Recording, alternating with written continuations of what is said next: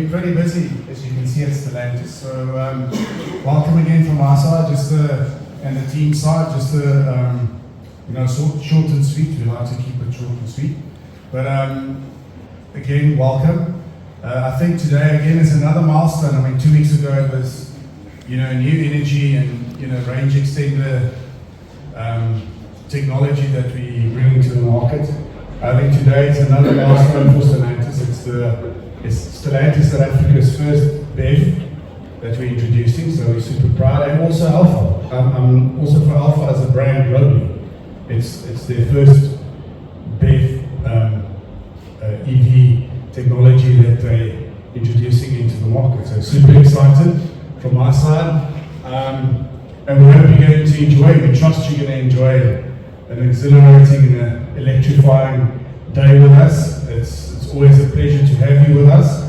And I'm going to hand over to my distinguished colleague, the head of brand for lots of brands, but today it's Alfa. So thank you, Johannes.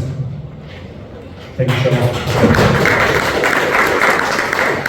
Thank you, everyone. It's an honor and a privilege to see you guys again, most of you. And there's some new faces, so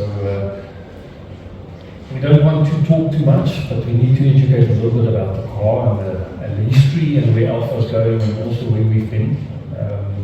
But it's all about the drive.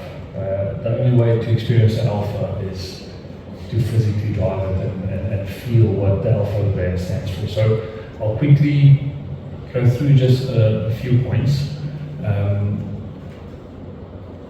We'll touch on what is Alfa, our brand pillars, the journey itself, the introduction, and then what makes this car so special and unique for the brand. Because there was quite a shift almost a year ago with the Alfa brand, where they mentioned we're going all electric, and everybody was a little bit crazy. And I think they've taken a step back to say, okay, let's be more realistic. Let's look at the market and the needs, and obviously also from a regional perspective, what is each region's specific needs in product and drivetrain and powertrain, and let's then more cautiously develop it and not just go cold turkey, let's go electric and hope for the best. So, however, the electric Junior is the new direction. When you get into the car today, you will experience still Alfa. We might have changed the powertrain, but the core of the brand is still there and you can still experience it. So let's just get into what is Alfa. So, Alfa Romeo is a symbol of noble Italian heritage and sportiness since 1910. It's been around for quite a long time, and this year we celebrate 115 years of Alfa. Our DNA is our focus. We need to remember where we came from. What's our core? What did we stand for when this brand was built? And bring it into today and into the future. And I think the next little clip will give you an idea of how far this brand has come since 1910.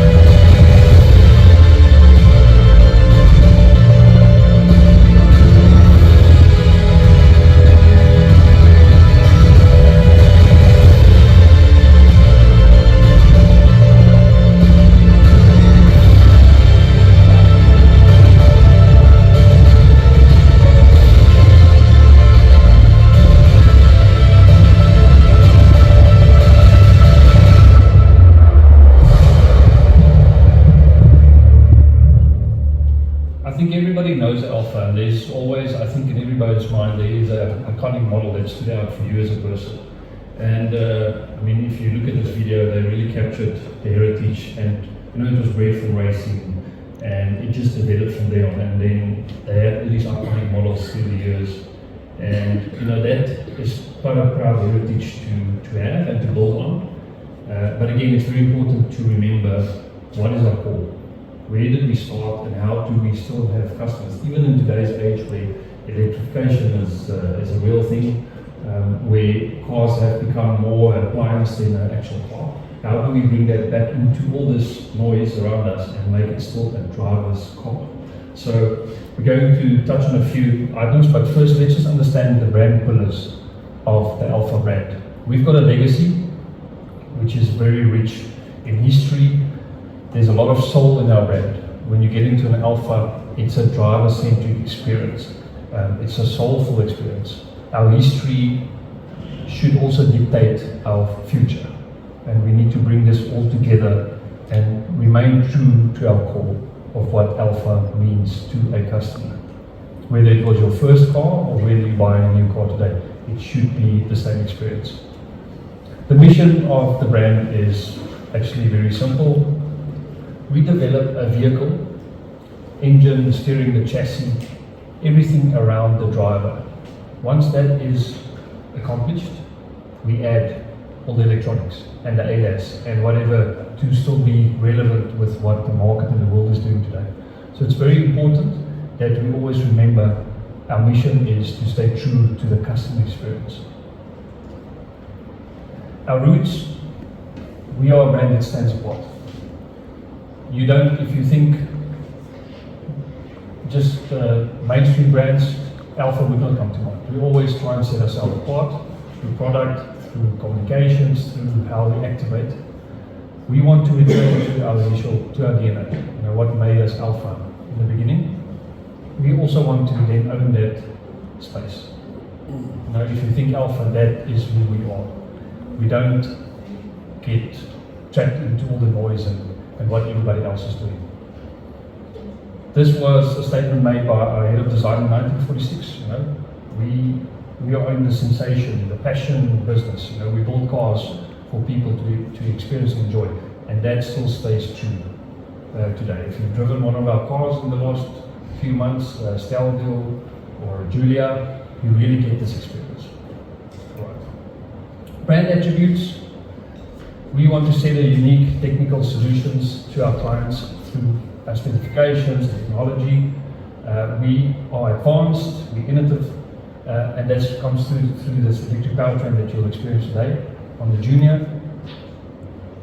We want to have a class exclusive power to weight ratio and an almost near perfect 50-50 weight distribution. Again, when you drive this vehicle today and any of our vehicles, you can feel the handling engages with the driver, and you always feel in control. We know some other brands are prone to understeer or oversteer. It depends on, I guess, what the experience they want to push. But we want to have a car very competitive in that space where you're always in control and don't feel like you can drive up to a limit and then it will break away. Alright, so everything is about the driving experience. It should be emotional. All your senses needs to be triggered when you drive a vehicle within the Alfa range. The 5 senses will come alive when you drive our vehicles, and it will trigger the 6th sense in Alfa, which is the driving experience. So today, feel it, hear it. I don't know if you can smell it. Hopefully not tires, or there's no clutch. So really, when you're in the car, feel this driver centricity. Every touch point, every button, how the cluster is laid out is around the driver. It's very important for us. A big statement that we want, or that we push, is some make, we create. Because we want to be our own brand. We don't want to be another brand alongside all the noise and the clutter. We want to stand alone, stand exclusive.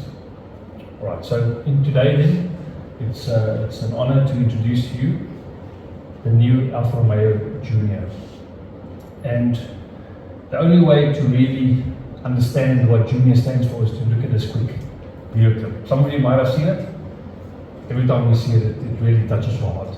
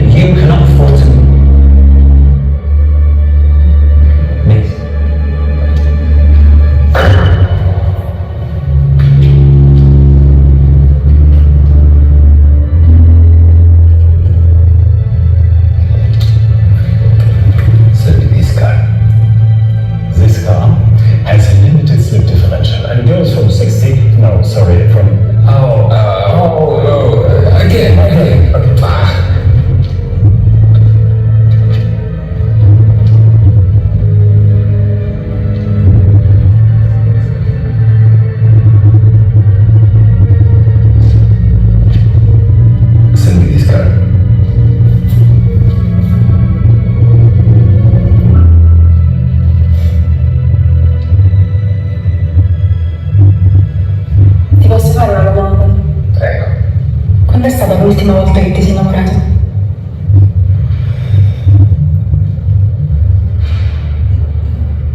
You should try it.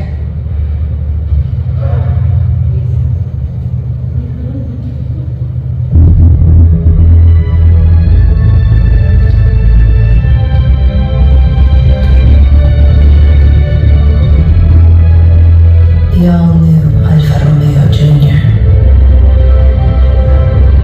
Learn to love again.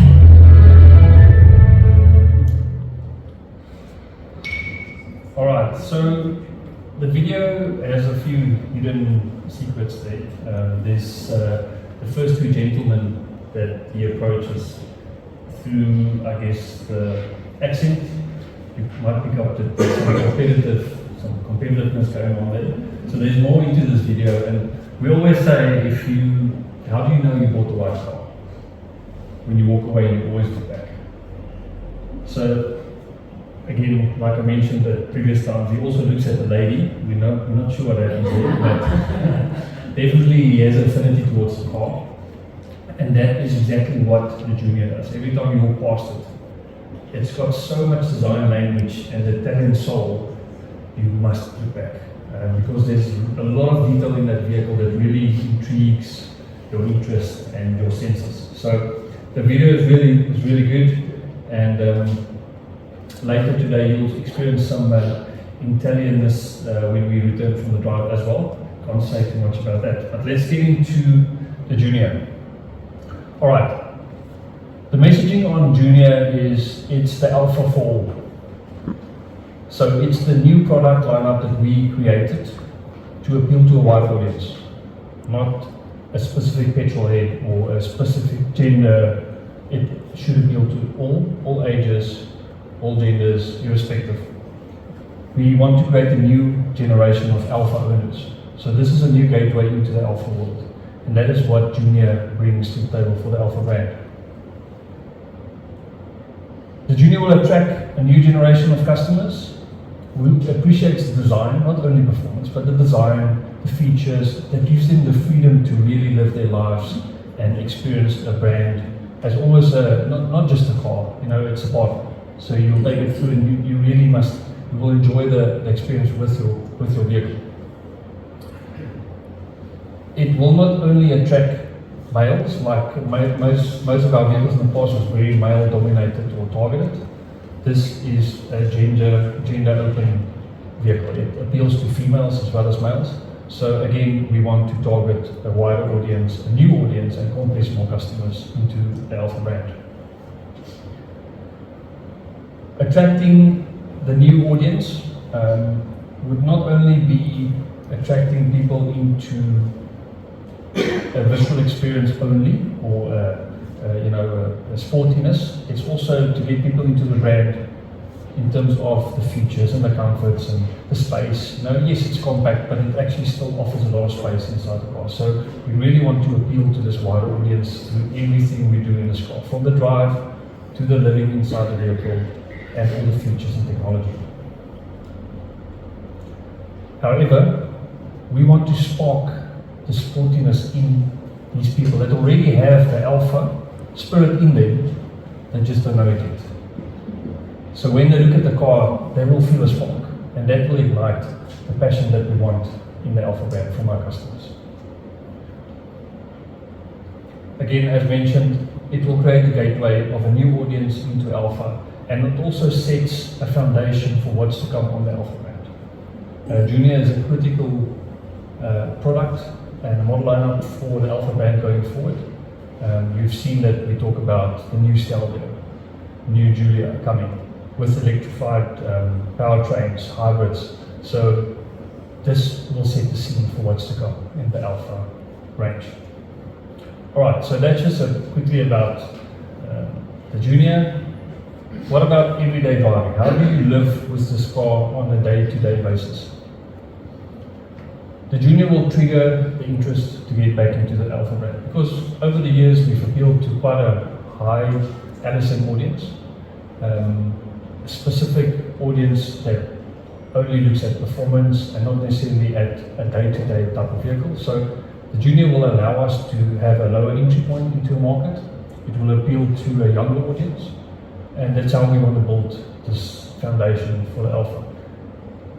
This car will also finance the future of not only this lineup, but also what's to come on the Stelvio and Giulia platforms. We've kept the lineup quite simple. Also, availability globally is for right-hand drivers quite a challenge. So we've kept only 2 powertrains and a very simplistic lineup. So you'll have 2 in items, which is the Junior Electrica and the Junior Electrica Veloce. So when you move outside, the 2 blue cars is the Electrica. That's a 118 kilowatt version, full battery EV. And then the Veloce is the 207 kilowatt or 280 horsepower high performance version. Right, so for a compact car, it's quite a big power output, and again, you will experience this today when you drive the vehicle. The Junior is a compact vehicle that we introduced back into the B segment SUV. We have not had anything like this for quite a few years. Again, talking to the audience, we package this as a sporting soul with a daring attitude. If you look at the car, it does have almost like a little bit of a it can challenge you in terms of personality. It's got personality just standing there. It looks fast without even moving. So that's what it really brings to the B crossover space. In the Veloce, the sportiness is just escalated to the next level. Through the braking, through the acceleration, through the driver centricity. We did not overpower the car because we wanted to keep it still dynamic, light, agile. So again, it will be displayed through your experience today. We still keep versatility, we still keep it efficient, but we still want it to be fun. You know, it's strange to have all those things, but you know, how do you bring in fun? Again, I won't convince you today. You'll get the experience to drive it. So from a versatility point of view, it could be a first car for a young or for an individual, a young person. It could be a second car for a small family or young family. So again, just widening our targeted audience that we want to appeal to. It is an efficient vehicle in the sense of full battery electric, but it must still comply to what we want to push in terms of sportiness in today's day and age. There's so many cars out there that triggers all the boxes, but when you have the actual drive experience, it just, you know, on paper it looks good. It doesn't necessarily deliver when you experience it.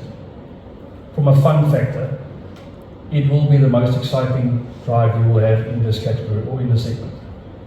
Again, you will be the judge today.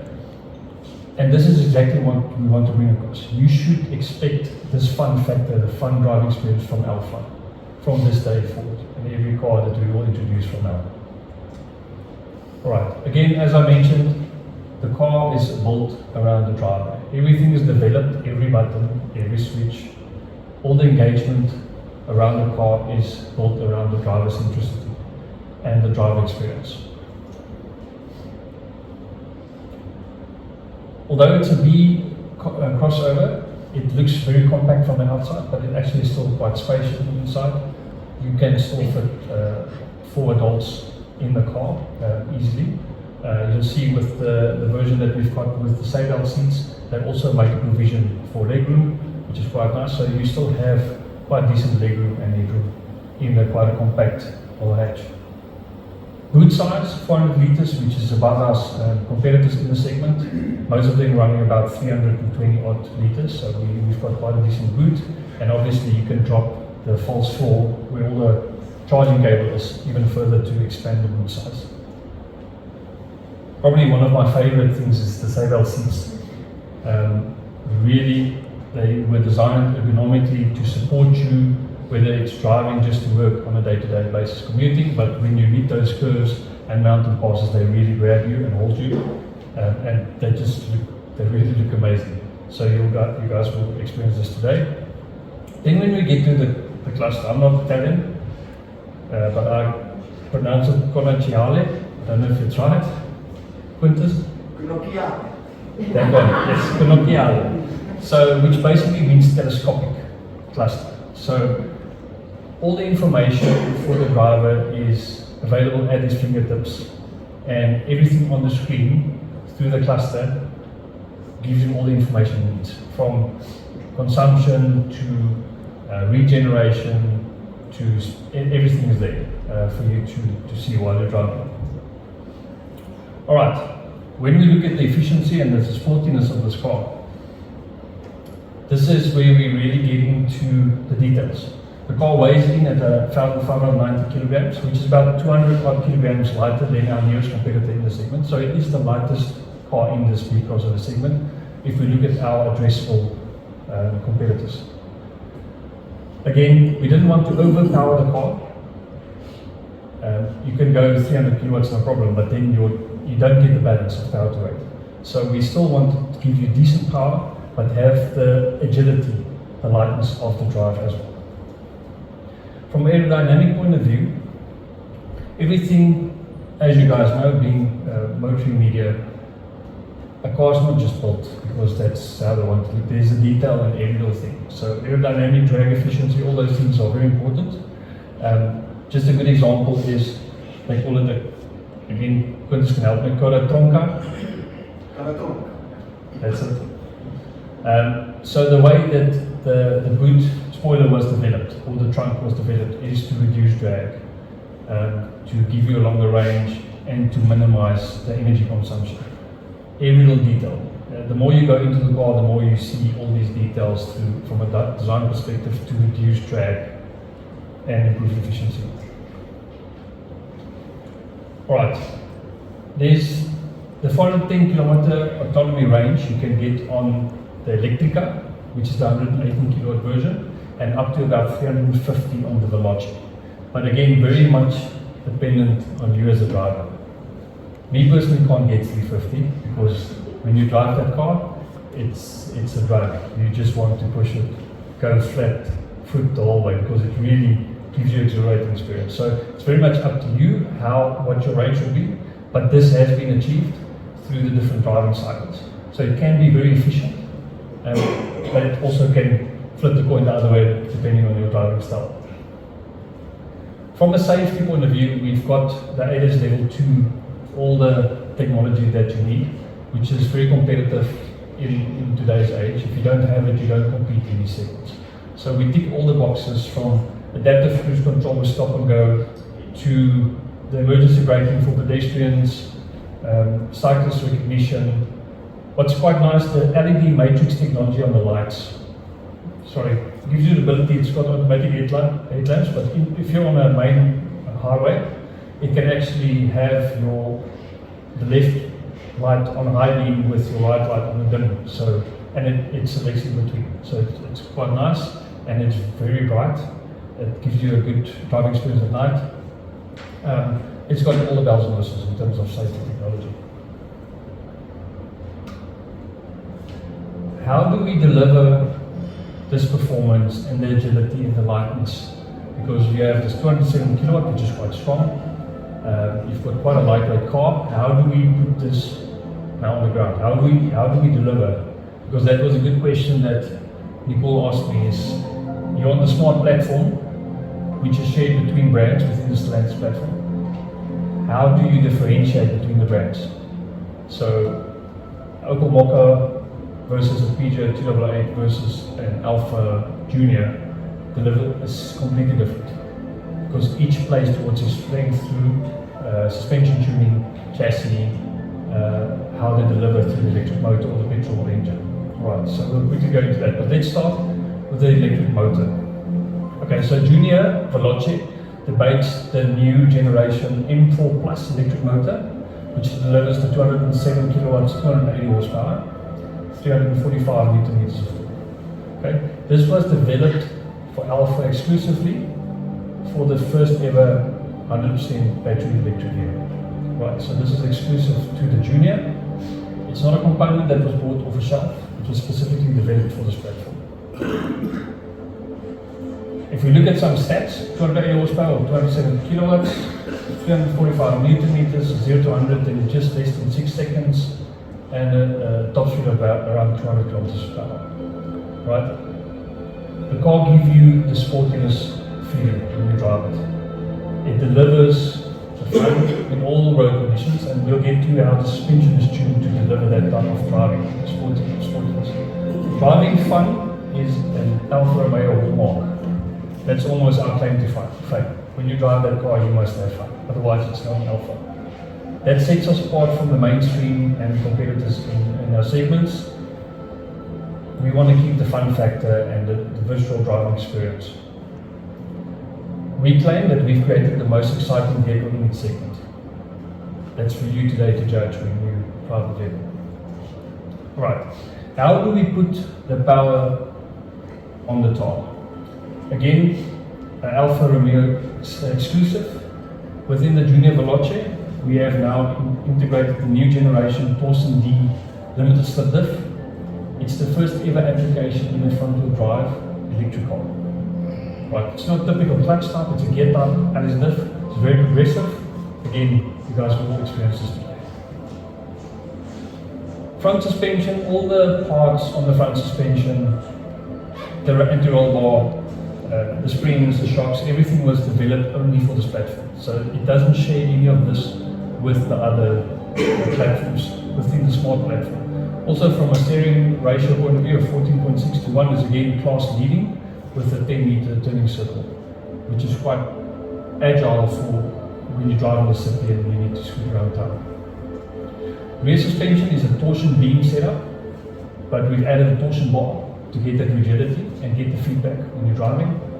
Again, the springs and the shocks also are only developed for this platform and does not share it with any of the other smart platforms. Lastly, on suspension, shock absorbers have a hydraulic double stop. So when you're driving those small little undulations on the road, it actually makes it quite comfortable. It keeps the rubber on the ground and you can still drive at any type of speed through these type of challenging road surfaces. Okay, then how do we stop this 207 kilowatt car? We just went for the biggest brakes we could fit on that 20-inch wheel.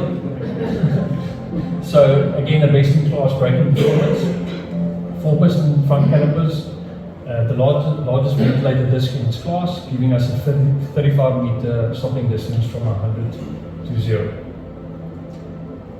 20-inch wheels on the Veloce and racing-inspired tires that we've developed for this car as well, which will give you the grip, the cornering speeds, and the traction just from a stop-start. Okay, then just talking about the DNA. So Alfa has our DNA drive selector that stands for dynamic, natural, or advanced. In this case, advanced efficiency. So it gives you different outputs from the car. So in your advanced efficiency, it limits the torque to 300 newtons, and your pedal steering and ESP is on the normal setting. Similar to the natural setting, which is your middle setting, but you've got the full torque. And then in sport, it's fun. That's where the fun starts, in sport mode. The car is very responsive.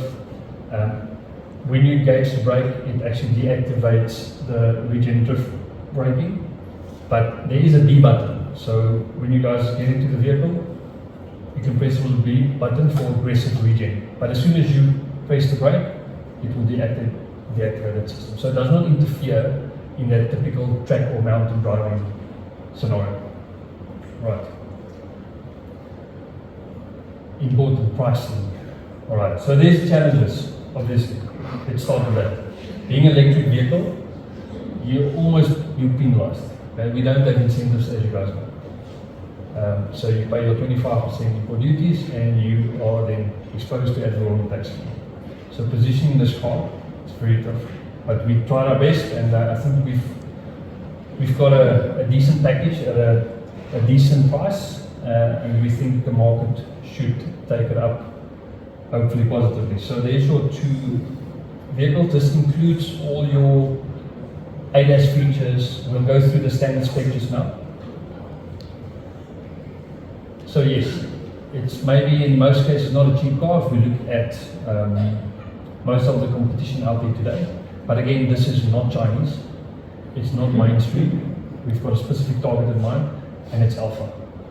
Alright? Again, you will judge it when you drive it today. Just from a color point of view, on the Electrica, which is the 118 kilowatt version. There's 5 color options. I'm not going to go through the names, I'm not Italian. But on the Veloce there's only 4 options.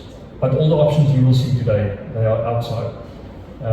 If we look at optional extras, electric sunroof, and then the performance pack, which is the seats, plus steering wheel and some other items. Performance pedals and heat plates and so on. Alright, standard spec in the car.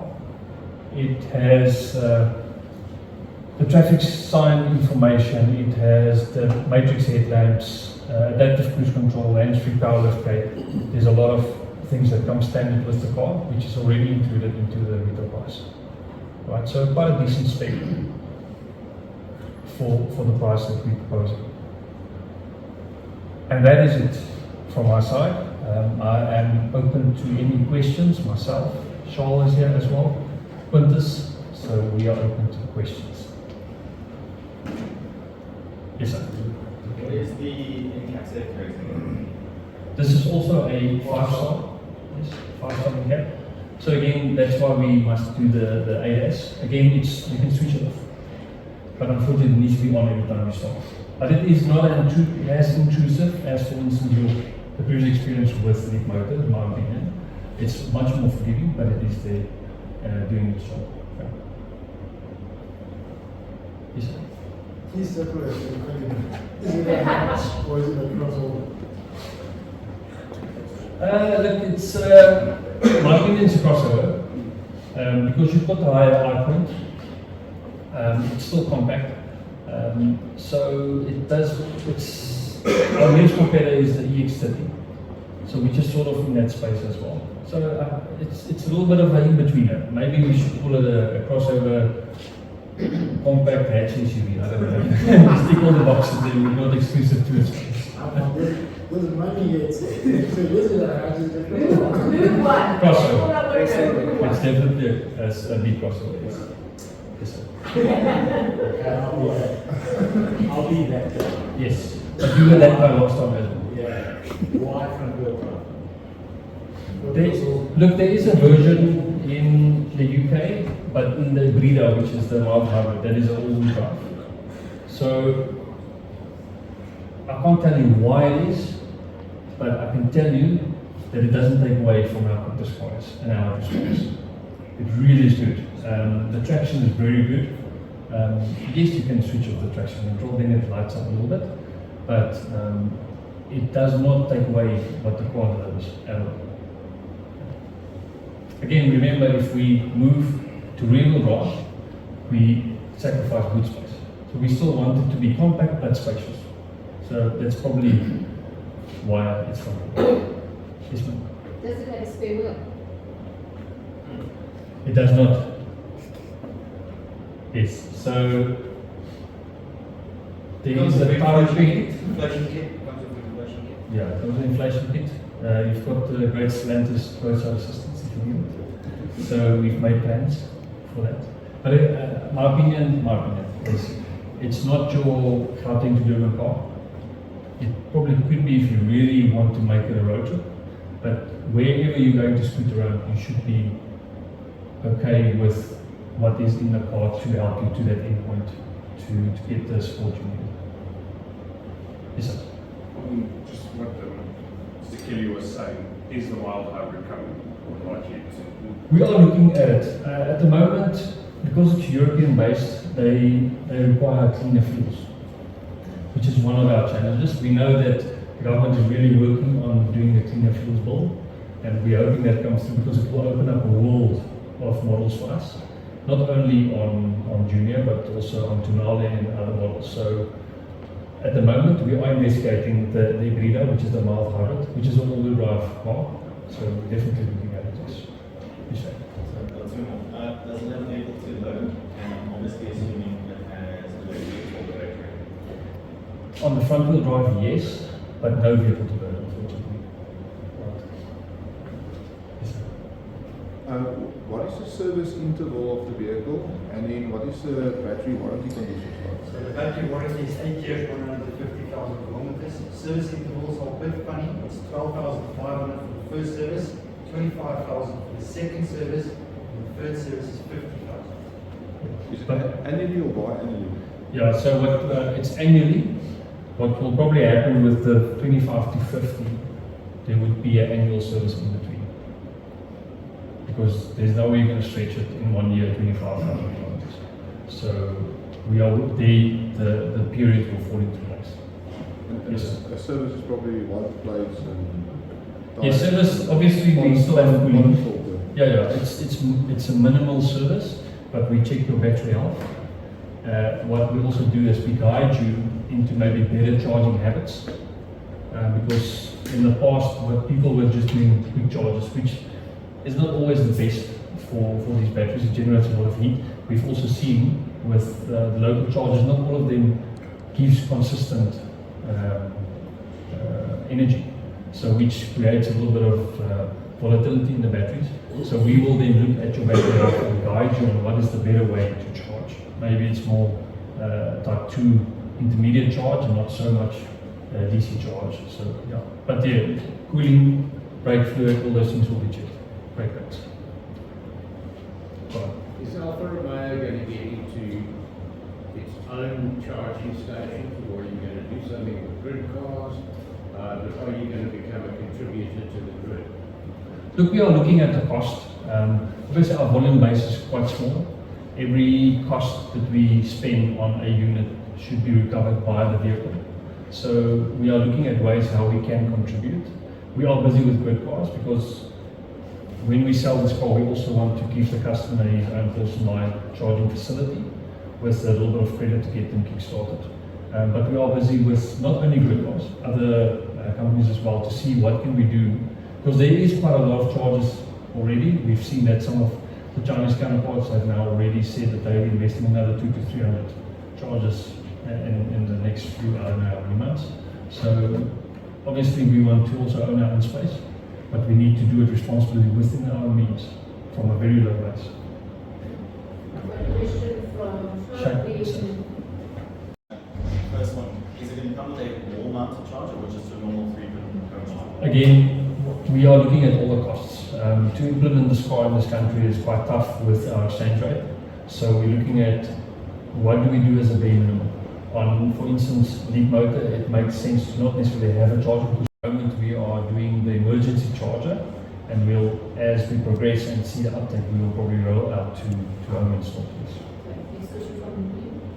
It's the most important question. Absolutely. Teddy dial rims.